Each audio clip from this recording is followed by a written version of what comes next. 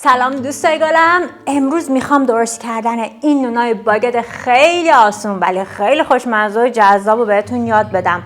واقعا آسونه درست کردنش و خیلی متریال زیادی احتیاج نداریم.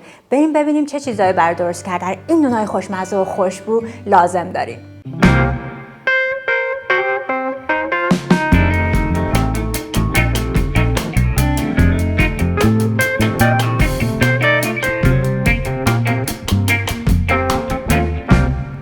درست کردن نون باگت خیلی آسونه.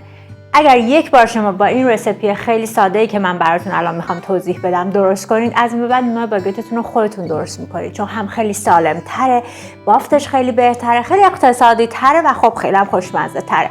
فقط چند قلم چیز احتیاج داریم، همینا: 4 تا لیوان آرد سفید گندم، 2 تا لیوان آب ولرم. وقتی میگم آب ولرم، وقتیه که شما انگشتتون رو وقتی داخل این آب قرار میدین گرم هست ولی باعث سوختن پوست دستتون نمیشه.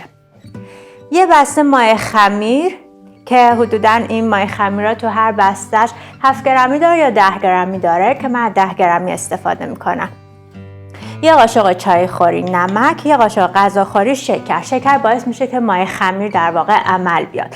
درست کردنش خیلی آسونه. پس یادتون باشه هر میزانی که شما به عنوان پیمانه انتخاب میکنید، مثلا من 1 لیوان انتخاب میکنم، سایز پیمانم هر چقدر که هستش با همون آب و آردو اندازه میگیرم و معادل هر لیوان آب 2 برابر شما آرد احتیاج دارید. من الان توی این رسیپی از 2 تا لیوان آب استفاده میکنم که 2 برابرش میشه 4 تا لیوان آرد. خب اولین کاری که میکنیم 2 لیوان آب گرم توی این کاسه هم میریزیم. یه قاشق چای خوری نمک دارم، یه قاشق غذاخوری شکر و یه بسته خمیر مایع. اینو اضافه میکنم، یک کوچیک هم میزنم. کافیه. یه چند دقیقه باید صبر بکنین، روشو بپوشونین تو دم 2-3 دقیقه‌ای این خمیر مایع حالت کفتاری پیدا میکنه و روی آب پفکی وای میسته. اون موقع آماده است که من بهش آرد اضافه کنم.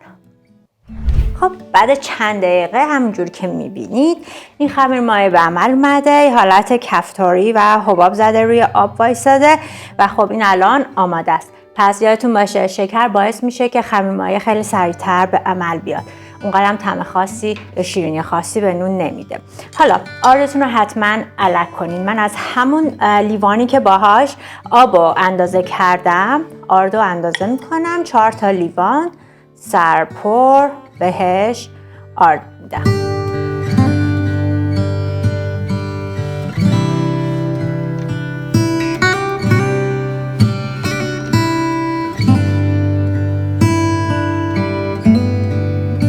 خب حالا این موادو خیلی راحت با یه قاشق با هم مخلوط کنید. اصلا احتیاج نیست دستتون استفاده کنید. خمیری که بهتون میده یه خمیر تقریبا شل و چسبناکه که باید واقعا همون جوری باشه. اصلا نباید خمیر فکر کنین که به دست نچسبه، نه. من الان نشونتون میدم بافتشو.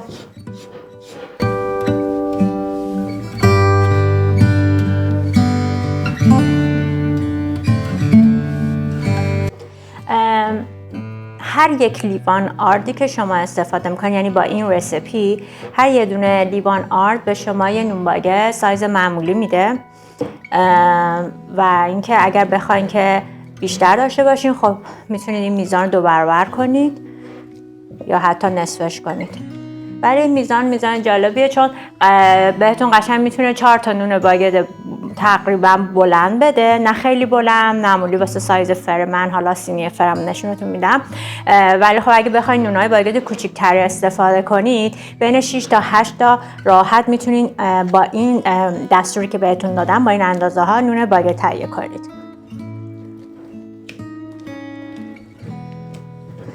خب ببینید این خمیر دقیقاً به همین صورت یه خمیر کاملا چسبناکی هستش،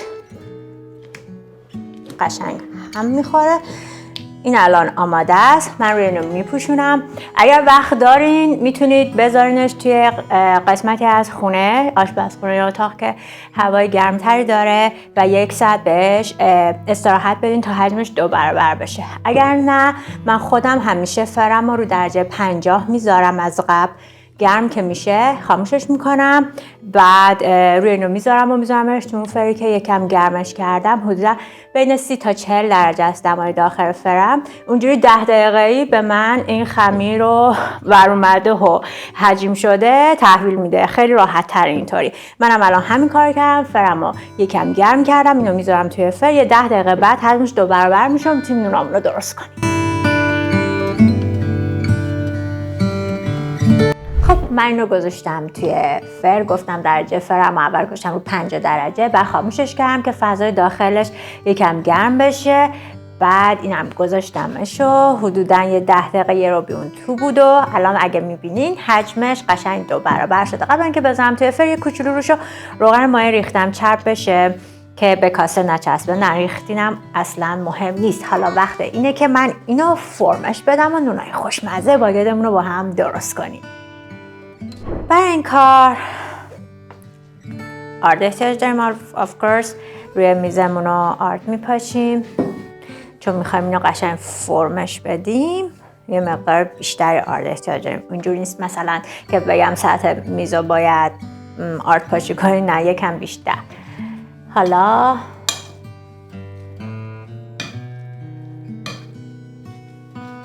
میتونید آردو که پهن میکنید قشنگ کلشو برگردونید و خمیرتون رو به تعدادی که نون احتیاج دارین تقسیم بکنید، یا اینکه نه همین تیکه تیکه از توی ظرف بردارین. حالا من کلشو میریزم که ببینیم با این میتونیم چند تا دونه باگت درست کنم.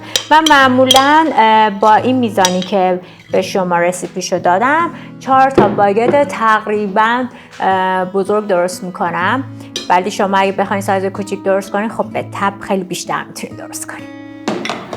خب روی خمیرم آرد میزنم.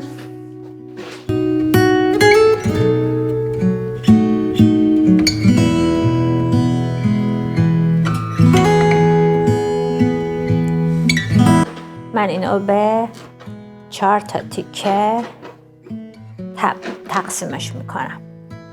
حالا انتهای برنامه متوجه میشین سایز باگت که درست میکنیم با این 4 تا تیکه چقدر هستش.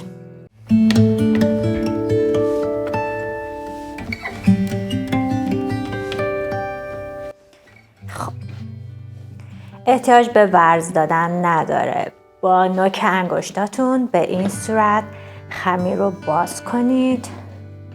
فقط 1-2 بار رو هم تاش بزنید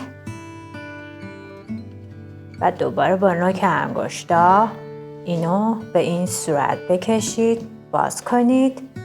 حالا برای تا کردنش ببینید بالا به این صورت میارین و فشار میدین، گوشه ها داخل، دوباره از بالا یکم میارین و به داخل فشار میدین، گوشه هاش هم جمع کنین. به همین صورت ادامه بدین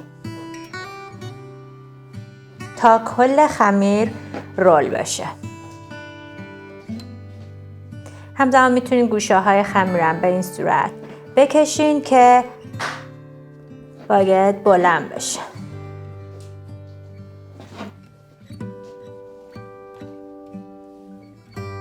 من نوک خمیرم به این صورت با نوک انگشتام جمع میکنم که از هم باز نشه. حالا باگتمو به این صورت فرم میدم به سایز بلندی که میخوام. در نظر داشته باشین این چیزی که الان من درست کردم شاید به نظر باریک بیاد، ولی این قشنگ سایزش 2 برابر میشه و یه باگت خیلی خوب به شما میده. اوکی، به این صورت و داخل سینی فری که توش من کاغذ روغن گذاشتم قرار میدم. حتما نوناتون رو با فاصله بذارین چون حجمش خیلی اینا زیاد میشه. حالا اون یکیش هم براتون درست میکنم. آردی که روش هست و اصلا نتکونید یا از بین نبرین. حتی اگر بخواید در انتها بعد از اینکه این یکم حجمش زیاد شد میتونید دوباره روش آرد بپاچین، چون وقتی پخته میشه این آرد سفید با اون حالا برشایی که روی نون میدیم خیلی جذابش میکنه. من از 4 طرف اینو یه بار تاش میکنم. حالا با نوک انگشتام بازش میکنم به این صورت و بالا شروع به تا زدنش میکنم. این دار فشار ندید. این رولی که به این صورت میاد ببینید فقط این نوکش رو به این صورت داخل خمیر فرو کنید. توی این مرحله اگر دوست داشتین میتونید حتی داخل خمیرتون از گردو و کشمش هم استفاده کنید که واقعا عالی و خوشمزه میشه بعد از اینکه بپزه. من امروز میخوام همین باگدار برای شما با کنجد درست کنم هم ساده درست کنم. خب انتهای خمیرم رو با نوک انگشتام به این صورت جمع میکنم و خمیر رو باز میکنم. ببینید من دارم تقریبا این نون باگدا رو بلند درست میکنم و به من 4 تا نون باگد بلند داره میده، اندازه سینی فرم. شما همین مقدار رو میتونید نصف کنید هر کدوم از این چونه‌های خمیری که گرفتین و به شما در واقع 8 تا نون باگد سایز معمولی تر میده. خمیرم جمع بکنید. اوکی. من تو هر سینی فرم 2 تا از این نونا میذارم چون که اینا خیلی حجیم میشه. خب این 2 تا دونه خمیر دیگه هم که دارم به همین صورت الان من رول میکنم.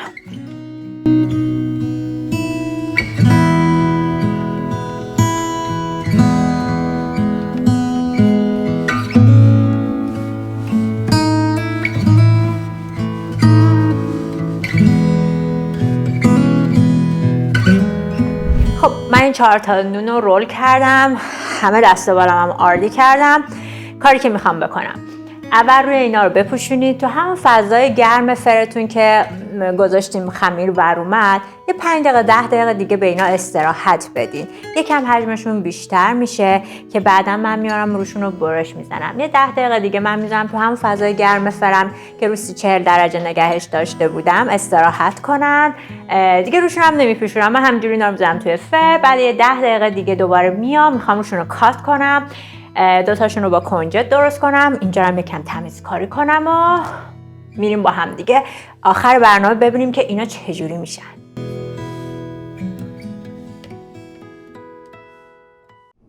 خب من یه 10 دقیقه اینا رو گذاشتم دوباره استراحت کردن. هنوز اون حجم زیادشون رو نگرفتن. بعد از اینکه اینا رو بذاریم توی فر برای پخت خیلی حجیم تر میشن. من 2 تاشو میخوام ساده درست کنم، 2 تاشو رومال میکنم. من یه کوچیک آرد روی 2 تاش اینجوری میپاشم خیلی کم. این 2 تای ساده رو که میخوام در واقع درست کنم. من همیشه برای الک کردن آرد یا پودر قند از این استفاده میکنم. این همون نمیدونم توش چای میذارم، بعضی وقتا میذارن توی استکان چای سبز اینا، ولی به نظر من خیلی کاربردیه برای اینجوری الک کردن آرد یا الک کردن شکر. وقتی که پودر شکر وقتی شیرینی درست میکنیم، برای من خیلی دوست دارم. خب من یکیشو اینجوری درست کردم. برای اینکه به این یکی ها بتونیم کنجد یا دونایی که داریم اضافه کنیم، یه تخم مرغ رو بزنید و خیلی کم روش رو رومال کنید. سنگین نکنید خمیرتون رو زیاد. خیلی اگر که تخم مرغ زیاد بذاریم، بعضی شیر تخم مرغ میزنن خمیر سنگین میشه، از اون بافت اسفنجی و پوکش دیگه خارج میشه. یه تخم مرغ میزنم و روی اینا رو خیلی کم رومال میکنم با این تخم مرغ. من عاشق نون پختنم. شاید در هفته 2 یا 3 بار نون رو خودم میپزم. از اینکه عطر نون توی خونه بپیشه خیلی خوشم میاد و اینکه خب خیلی خوبه شما یه چیزایی رو بلد باشین. اینا نون پختن، بلد بودن اینکه چجوری نون رو بپزین جزء بیسیک غذایی هر خانواده است.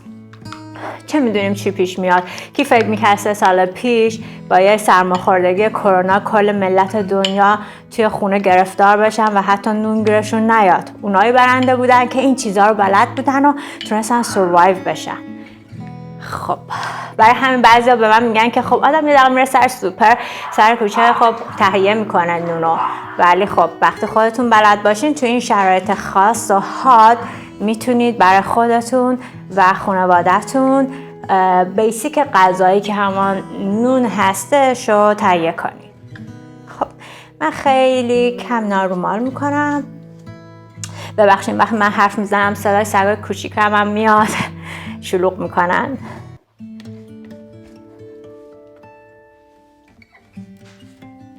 خب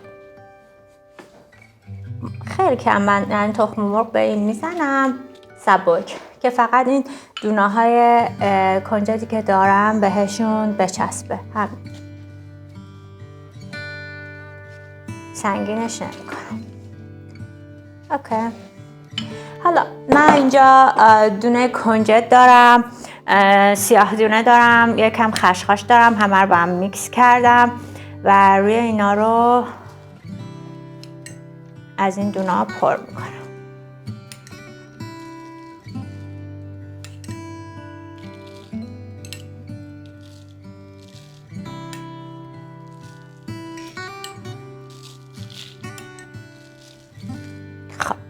حالا من از کاتر استفاده میکنم. شما میتونید از تیغ استفاده کنید. تیغای معمولی هستش، یه دستگیره کوچیک داره مخصوص نونوایی، اونا رو میتونید تهیه کنید، یا چاقو خیلی تیز. من با کاتر خیلی راحت ترم چون مثل چاقو دسته بلند داره و خیلی هم تیزتره. خب خیلی راحت تر میتونم کات بزنم. هر جوری که دوست دارین روی نوناتون کات بزنید. فقط باید خیلی سریع این کار انجام بدین، عمیق نباید باشه. میتونید به صورت یه خط عمود باشه یا نه میتونید مثل من به این صورت کاتای کج بزنید.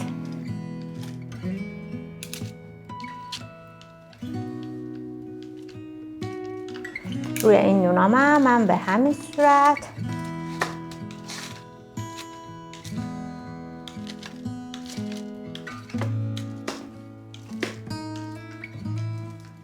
خب الان اینا آماده هستن. درجه فرمو میذارم رو 200 درجه. حدوداً 20 دقیقه طول میکشه که نونا پخته بشه. بعد از 20 دقیقه من برمیگردم با این نون باگدای خیلی جذاب و خوشمزه.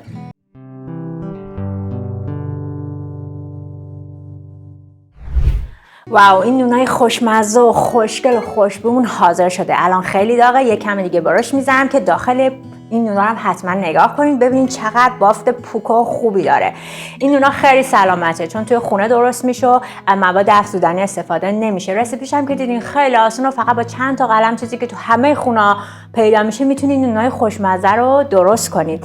در این حال خیلی نون اقتصادی هست، مقرون به صرفه هست چون قیمتش برای شما خیلی ارزان‌تر در میاد تا اینکه بخواید برین از مارکت خریداری کنید. امیدوارم از درست کردن این نونا توی خونه لذت ببرین. اگر این برنامه رو دوست دارید خواهش میکنم توی کانال من سابسکرایب کنید و اینجوری منو ساپورت کنید و تشویقم کنید برای درست کردن رسیپی‌های دیگه. تا برنامه بعدی و رسیپی بعدی، خدا نگهدار.